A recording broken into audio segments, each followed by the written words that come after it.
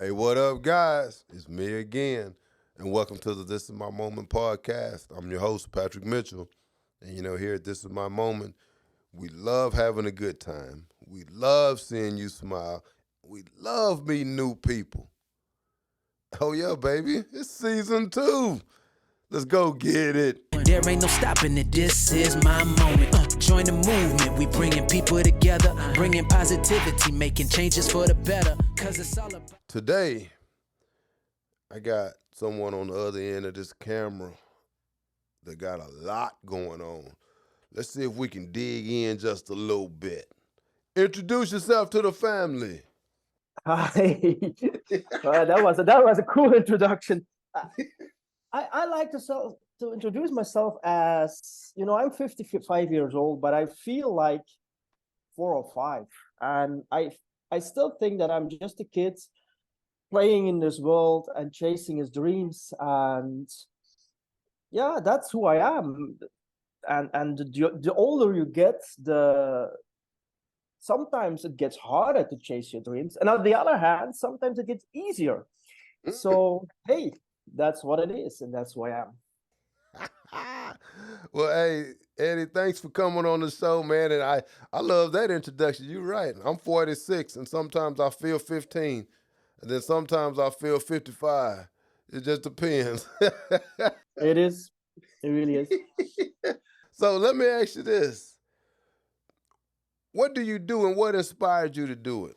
Yeah. Well, at the moment, I'm coaching people, and I'm a public speaker, and I've always followed my heart and my guts. And it started when I was like maybe 16, 17. I wanted to work with kids. I love to work with kids.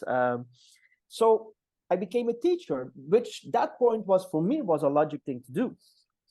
And then a few years in, I thought, man, this is like so serious. There has to be something more fun that you can do with kids, right? So Yeah. at some point, I started my own puppet theater, which was great, which was creative and great, and I could do a lot of stuff.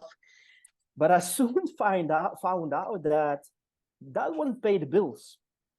And then, yeah, it was just being honest, that wouldn't pay the bills. And I saw on this, I'm from Belgium, so I saw on TV a Belgian clown. There was a clown was on TV, and in that time, just to give you a perspective, Belgium had only 10 million people, inhabitants, and the show had 1 million kids or people every week. So 10% of the whole population of Belgium watched this show.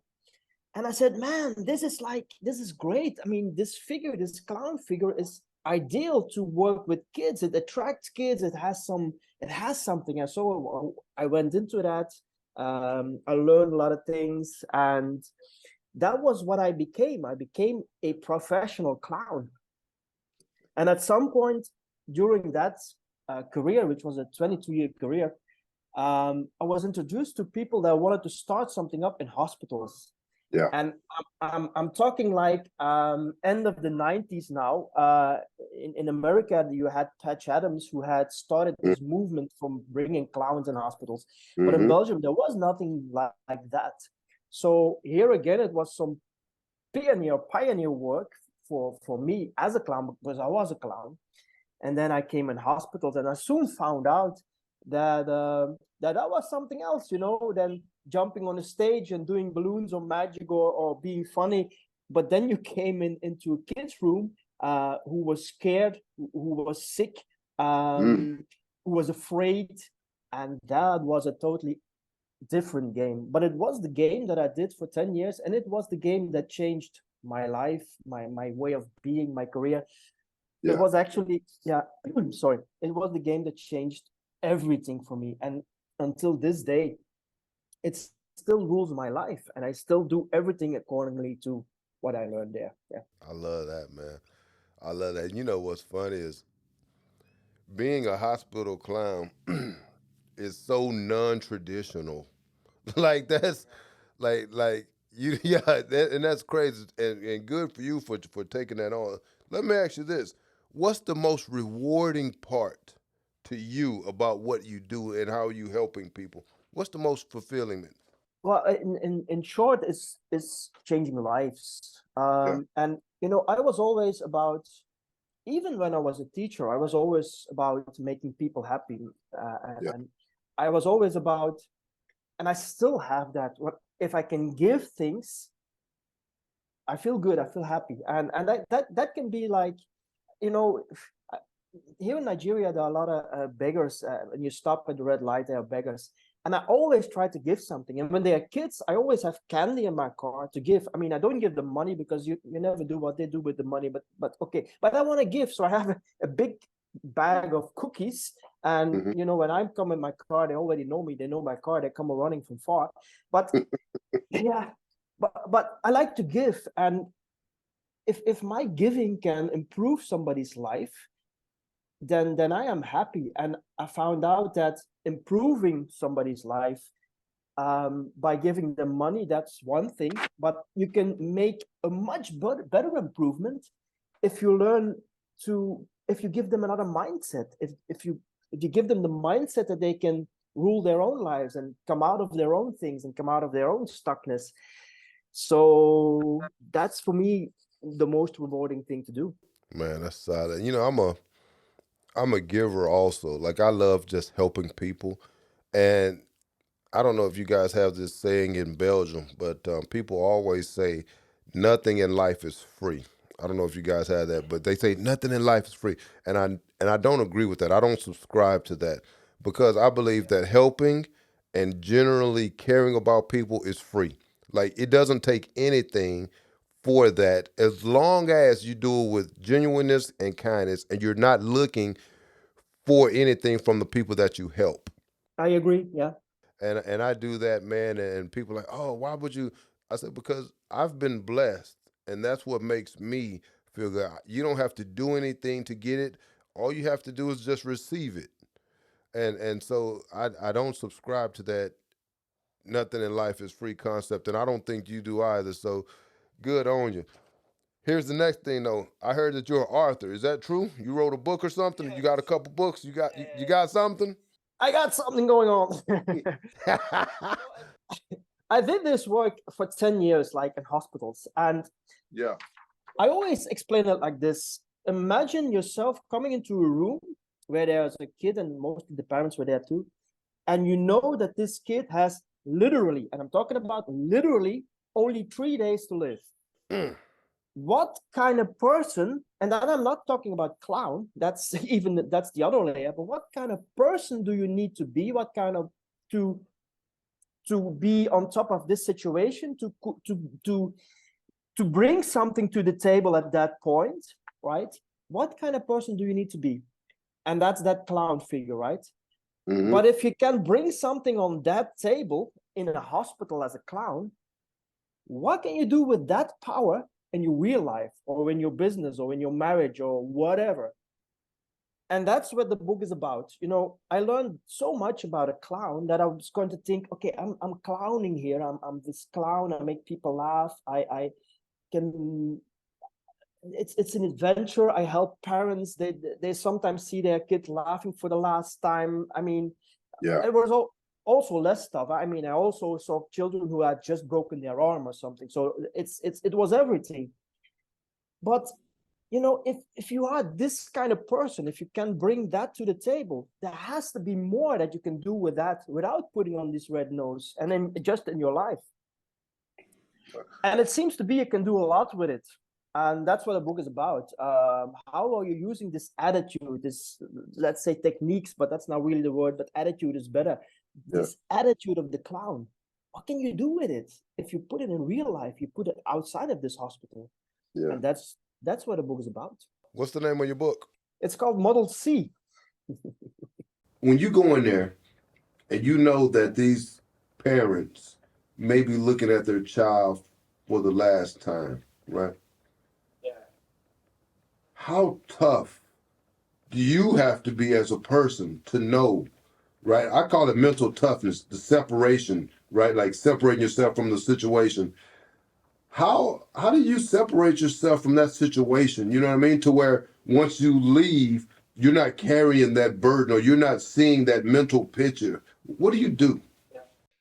There's only one thing that can save you, and that's actually also what the book is about. It's that clown figure. You know, you don't go into that room as yourself. If you do that, you're a little bird for a cat.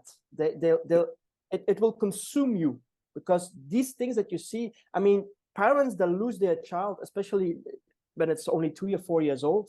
Yeah. I think, I don't know, because I mean, I don't have a child that died at that age, but I think that's the worst things a parent can have. I think that's one of the worst things in life that can happen to you when your child dies at that age, or even at any age. Mm-hmm. So if you go in as yourself, let's call it that, you won't last long. So this character, this clown character, is some kind of shield you have, but a good shield. Because if you don't have the shield, you can't do anything. You're just a human being, and you start crying or you start whatever, you're lost. So you need that shield. You need that clown figure to do the job. So that's the only thing that saves you, actually. Wow. And you know, it's difficult to separate too. You know what I mean? Like I used to be a Air Force photographer, right? And when I retired out the military, I can still picture like some of the photo shoots that I went on. And what we used to do, they used to call it alert photography, right? So if anything happened, like a suicide or shooting, an accident, anything happens, right? You had to go out there and take documentation of these things. And I can remember going in to one shoot where I sent one of my troops, and it was a suicide. The young man shot himself, and when she went in, she didn't have that separation, and she literally became part of the situation. She fainted, knocked some stuff over, you know what I mean? And when I went in, and she ended up having to go to therapy because of that shield. She didn't have a shield. And every time for me, I go in and I tell myself, this is not who I am. Like, I don't have a clown costume, but I did have a shield to where most of the things I didn't come home with. So I think that's important, man. Good on you. Let me ask you this. What is NLP? I had to look it up. Tell me if I'm right. Let me see how good I am. Neuro-linguistics programming, and you're a practitioner. Is that a thing or no? Yeah, it's a thing. You can be a practitioner. You can be more than that. Practitioner just wants to say that you're practicing the NLP, right? That you know the stuff and you're practicing it for yourself. You can also be a teacher and so. Yeah. You can fill, I think, 10 days about talking about NLP, but it is actually something that was invented in the 70s by Richard Brandler and his co-founder John Grinder, and it has been evolving since. But if you take the word NLP, so neuro-linguistic programming, so neuro is your brain, right? Linguistic is language, and programming is programming. Now, just to give a simple example, we live by our language, right? But it's our outer language, so what I am saying now to you, but it's also our inner language. What are you saying to yourself? That is important. The two are important. Now, just to give you a quick example, I can say, I should lose some weight. I can also say, I am going to lose some weight. Or I can say, I will lose some weight. Yeah. Now, which one is the strongest? That will be the last one, right? Right. And it's only language. So if you start using this strong language, your actions will be accordingly. And if you start use the language in your brain, your actions will start accordingly. I use it a lot in my coaching when people say, I'm gonna give a thing in general. Some men say, all women are bad, right? That's something men sometimes say. As an NLP, you say, okay, you take the language, you say all women are bad. And you say to this person, okay, all women, did you meet all 4 billion of them? Yeah. You know what I mean? So you take them on their language, and then you get a silence, because then I'm thinking, oh, wait, and that causes the switch, because then they are, oh wait, but this is something, yeah, no, I'm not right. You know what I mean? So language is such an important thing, the inner and the outer. So that's in short what NLP does and is, but it's much more than that. Trust me, it's much more. But that's some of the beginning of NLP. Yeah. Yeah. You know what? It's so funny that you said that, because I'm a firm believer in putting it out in the atmosphere, putting positivity out in the atmosphere, and making sure that 99% of the time, the things that I tell myself are positive. And I'm human. Sometimes I have negative thoughts, you know what I mean?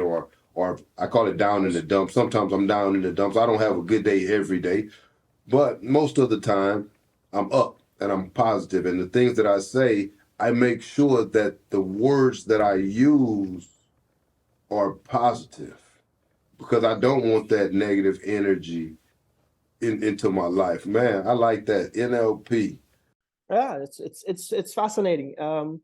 It still isn't an official psychology thing. They Right. can't get it through, but it can be really powerful. Somebody like we all know, like Mr. Robertson, right?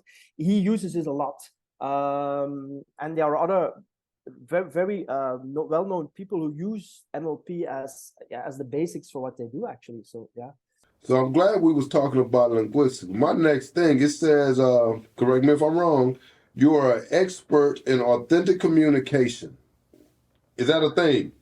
That's a very important thing. Talk to me, Eddie. What is that? And let's talk about it a little bit. When you're acting with normal people, you can get away with practically everything if you're a little bit a good actor, or you can keep a straight face.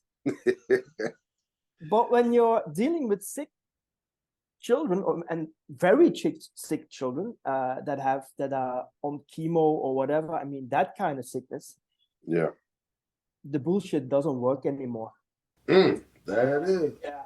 It doesn't work anymore. If you're not authentic, if you're not meaning what you're doing and saying, even as a clown, also the clown has to be true. It's not because you have this red nose that behind the red nose you can do everything you want. No. The red nose is just a red nose. It symbolizes the clown. That's all it does.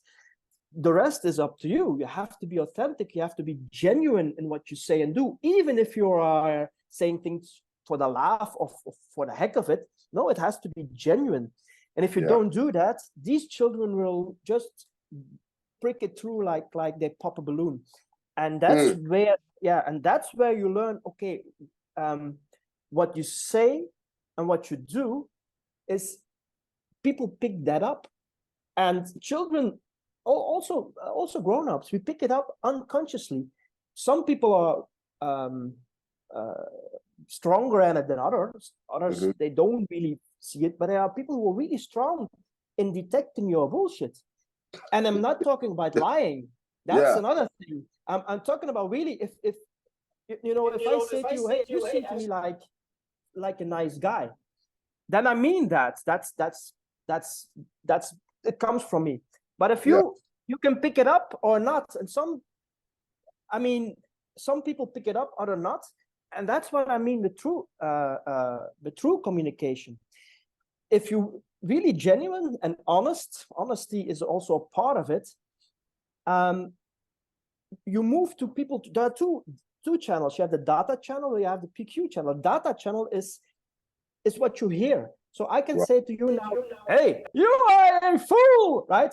Now the data channel is, hey, actually you're a fool. But the other channel says, I'm just mocking around and I don't mean what I say. So, and this has to be in balance. This has to be there.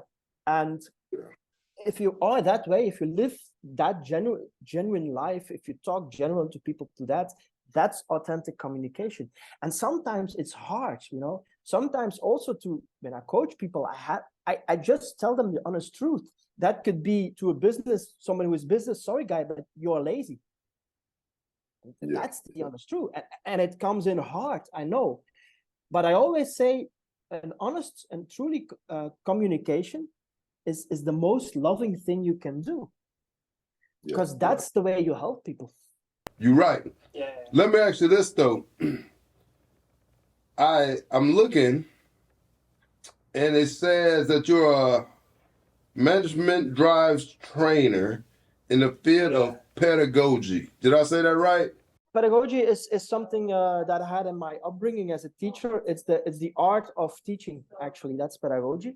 A management drive is an HR tool that I used before. That I used in former days. I don't use it anymore. It's like Briggs and Myers. It's like Insights. It's like all these things that are based on the theory of Carl Jung and who to get to know people a little better. So that's all in my. Let's say it was all in my study to become what I've become now. I followed all these things and I did all these things. So management drives is one of them. Yeah. So it was crazy, right? When I was researching you, all the accolades and all the titles that you had from your TEDx speaking, right, to your authors, being a licensed NLP, right, the hospital client, all these things, right? And then I had a question. I was like, you talked about using the basic principles of being a hospital clown to inspire happiness, leadership, and fulfillment. Yeah. How do you incorporate all of those things into those three entities, man? How do you do that?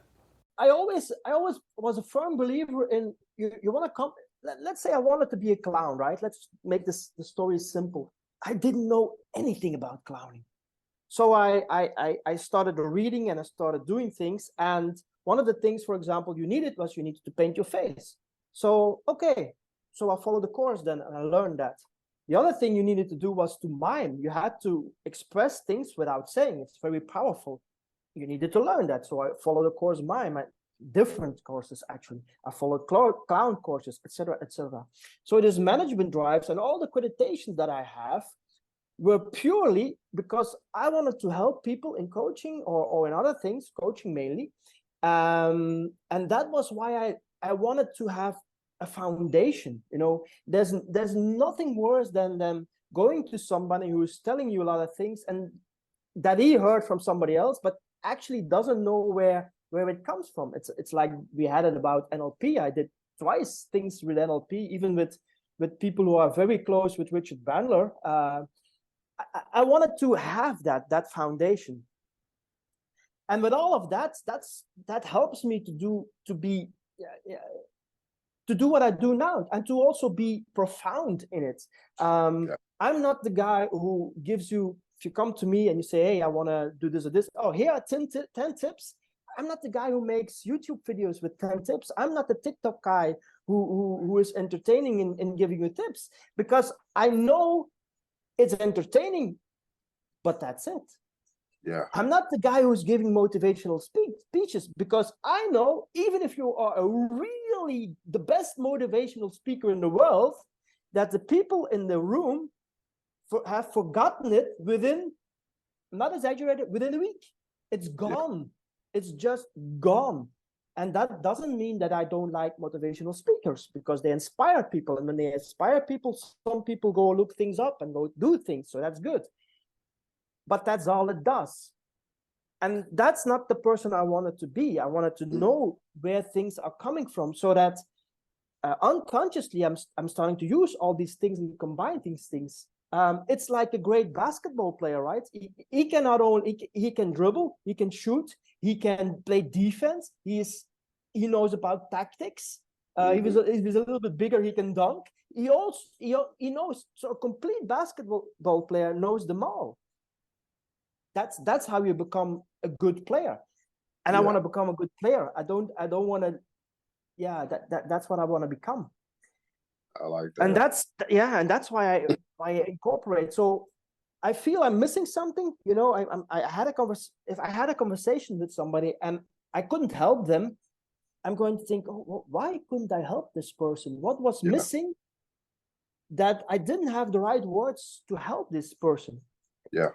And if I feel that that happens like 2 or 3 times, then I say, okay, I need to find out what it is, because next time somebody comes, I want to help them.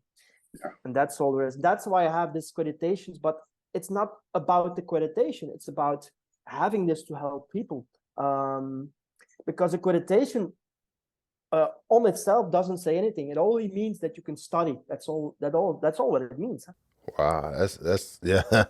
You ain't lying, boy. That just means you can study. Implementation is key. If you have a degree of a diploma, it doesn't mean anything. It means you're good in studying. That's what it means. And it means that you're not lazy because that you did something to study, which is all good. But that's all. That's all. I mean, you haven't proven anything by having a diploma, right? Yeah, that you can study. That's what you've proven. That's a solid answer. All right, Eddie. So here's the next part of the show. Excuse me.